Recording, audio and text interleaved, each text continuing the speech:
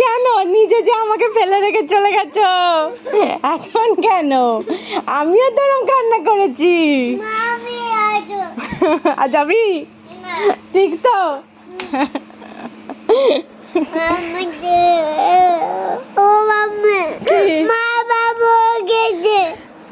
একটা চল লাগাবো ও এমনি মনের মধ্যে ওর কত কষ্ট, আবার ওকে বলেছিস কেন তুই? তোর বাবার নাম ভুলিয়ে দেবো একেবারে। বেশি বেশি একেবারে নো আমার ছোনা আমার ননি গোপাল দাদা তুমি একা একা কেন বাড়ি গেছো?